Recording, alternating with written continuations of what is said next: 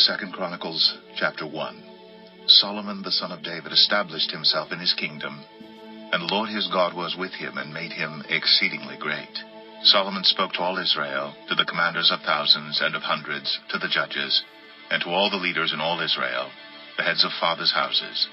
And Solomon and all the assembly with him went to the high place that was at Gibeon, for the tent of meeting of God, which Moses the servant of the Lord had made in the wilderness, was there. But David had brought up the ark of the Lord from Kiriath-Jearim to the place that David had prepared for it, for he had pitched a tent for it in Jerusalem.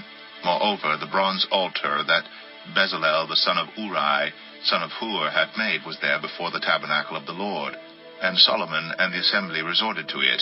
And Solomon went up there to the bronze altar before the Lord, which was at the tent of meeting, and offered 1,000 burnt offerings on it. In that night God appeared to Solomon, and said to him, Ask what I shall give you. And Solomon said to God, You have shown great and steadfast love to David my father, and have made me king in his place. O Lord God, let your word to David my father be now fulfilled. For you have made me king over a people as numerous as the dust of the earth. Give me now wisdom and knowledge to go out and come in before this people.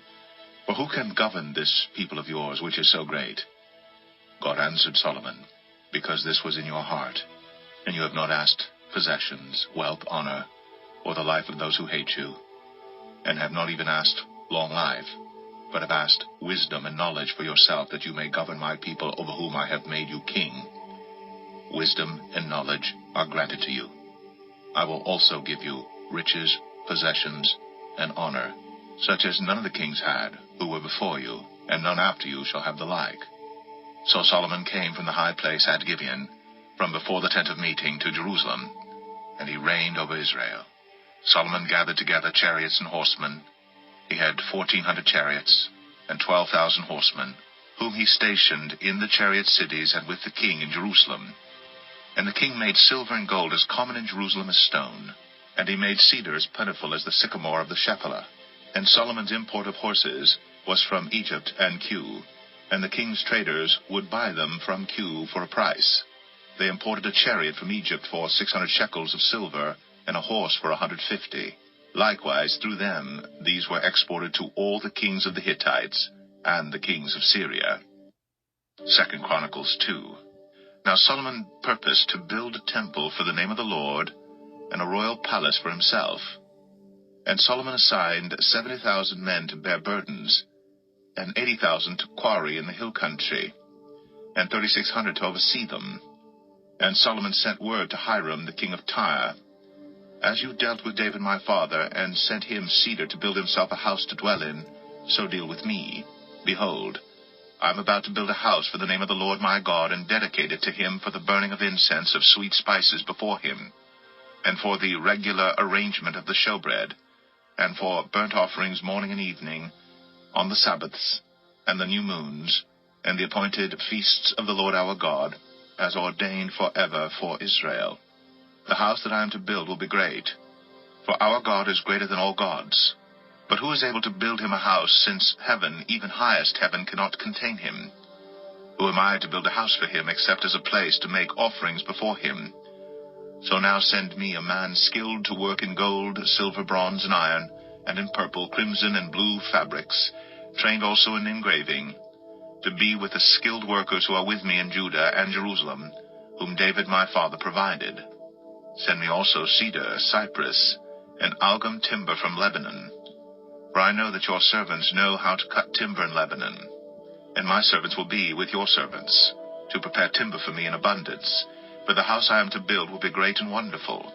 I will give for your servants the woodsmen who cut timber 20,000 cores of crushed wheat, 20,000 cores of barley, 20,000 baths of wine, and 20,000 baths of oil. Then Hiram king of Tyre answered in a letter that he sent to Solomon, Because the Lord loves his people, he has made you king over them. Hiram also said, Blessed be the Lord God of Israel, who made heaven and earth, who has given King David a wise son, who has discretion and understanding, who will build a temple for the Lord, and a royal palace for himself. Now I have sent a skilled man who has understanding, Huram-Abai, the son of a woman of the daughters of Dan, and his father was a man of Tyre. He is trained to work in gold, silver, bronze, iron, stone, and wood, and in purple, blue, and crimson fabrics and fine linen, and to do all sorts of engraving and execute any design that may be assigned him, with your craftsmen, the craftsmen of my lord, David your father. Now therefore the wheat and barley, oil and wine, of which my lord has spoken, let him send to his servants, and we will cut whatever timber you need from Lebanon, and bring it to you in rafts by sea to Joppa, so that you may take it up to Jerusalem. Then Solomon counted all the resident aliens who were in the land of Israel, after the census of them that David his father had taken, and there were found 153,600. 70,000 of them he assigned to bear burdens, 80,000 to quarry in the hill country, and 3,600 as overseers to make the people work. 2 Chronicles 3.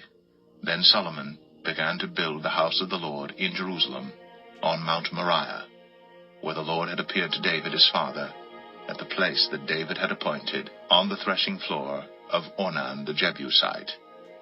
He began to build in the 2nd month of the 4th year of his reign. These are Solomon's measurements for building the house of God. The length in cubits of the old standard was 60 cubits, and the breadth 20 cubits.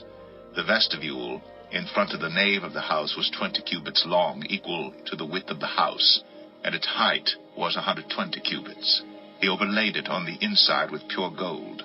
The nave he lined with cypress and covered it with fine gold, and made palms and chains on it. He adorned the house with settings of precious stones. The gold was gold of Parvaim. So he lined the house with gold, its beams, its thresholds, its walls, and its doors, and he carved cherubim on the walls. And he made the most holy place.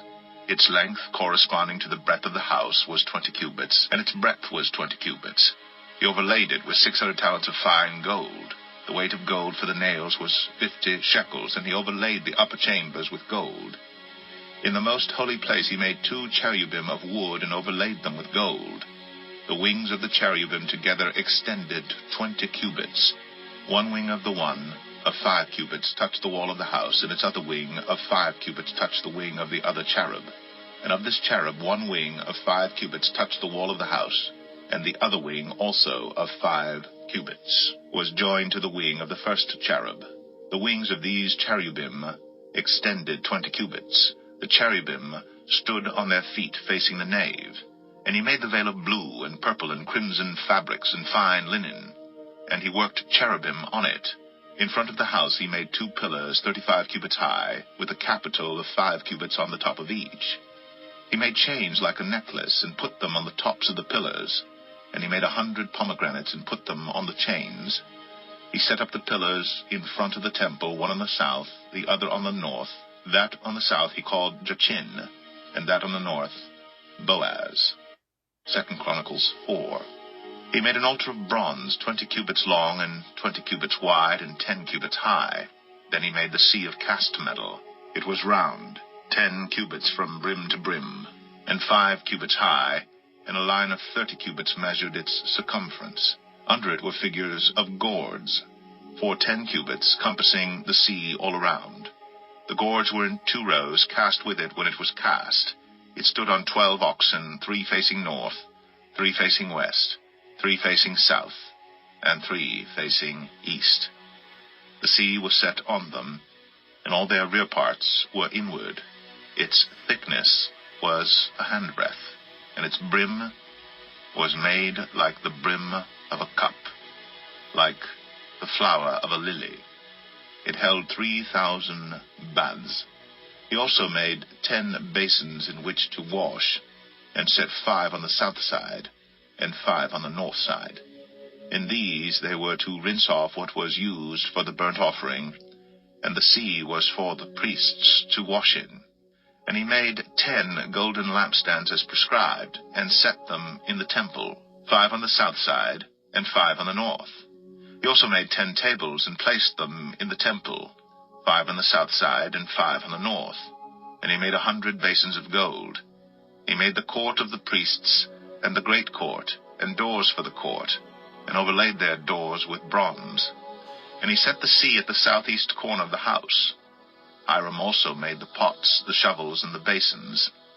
So Hiram finished the work that he did for King Solomon on the house of God, the 2 pillars, the bowls, and the 2 capitals on the top of the pillars, and the 2 lattice works to cover the 2 bowls of the capitals that were on the top of the pillars, and the 400 pomegranates for the 2 lattice works, 2 rows of pomegranates for each lattice work, to cover the 2 bowls of the capitals that were on the pillars. He made the stands also, and the basins on the stands, and the 1 sea, and the 12 oxen underneath it, the pots, the shovels, the forks, and all the equipment for these Huramabai made of burnished bronze for King Solomon for the house of the Lord. In the plain of the Jordan the king cast them, in the clay ground between Succoth and Zeredah. Solomon made all these things in great quantities, for the weight of the bronze was not sought. So Solomon made all the vessels that were in the house of God, the golden altar, the tables for the bread of the presence, the lampstands and their lamps of pure gold to burn before the inner sanctuary as prescribed, the flowers, the lamps, and the tongs of purest gold, the snuffers, basins, dishes for incense, and firepans of pure gold in the sockets of the temple, for the inner doors to the most holy place, and for the doors of the nave of the temple were of gold.